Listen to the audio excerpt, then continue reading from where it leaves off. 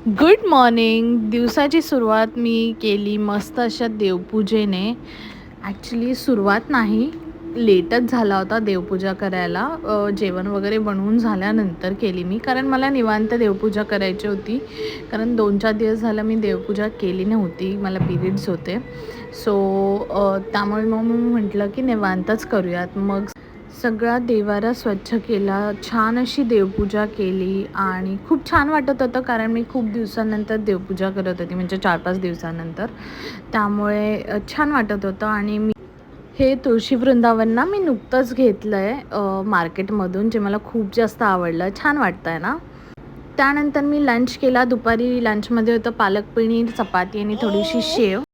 आता मुंबईमध्ये गरमी चालू झाली आहे, त्यामुळे मार्केटमध्ये कलिंगड यायला लागले, त्यांचे की माझं खूप जास्त फेवरेट आहे आणि शार्वीलाही ते खूप आवडलं.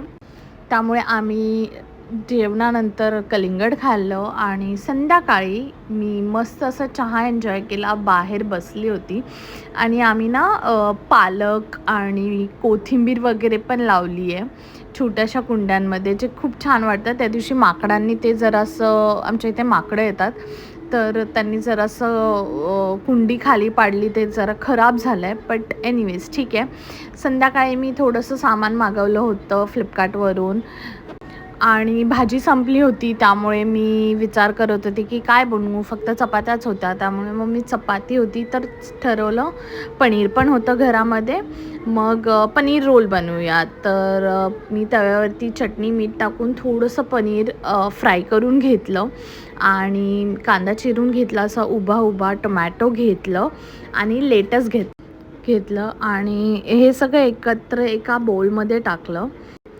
लेटेस्ट टाकल्यानंतर मला असं जाणवलं की ह्यामध्ये काही ह्या बोल छोटा पडतं, ह्याच्यामध्ये मिक्स नाही होणार. मग नंतर मी एका ग्लास टिफिनमध्ये ट्रान्सफर केलं. त्यामध्ये मी मेयोनीज टाकलं, चिली फ्लेक्स टाकलं, पनीर जे मी फ्राय केलं होतं ते पण ह्याच्यामध्ये टाकलं आणि टिफिनमध्ये घेतल्यामुळे ना त्याचं झाकण लावून मी त्याला छान असं हलवून मिक्स करू शकले. बस त्याच्यानंतर चपाती गरम केली तव्यावरती आणि रोलसारखं ते सगळं स्प्रेड केलं आणि रोल केला. हे सगळं मी शूट करतच होती, तोपर्यंत लाईट गेलीच तोपर्यंत शार्वीने उलटी केली, कारण तिला दात यायला लागले, तिला त्रास होतो आहे.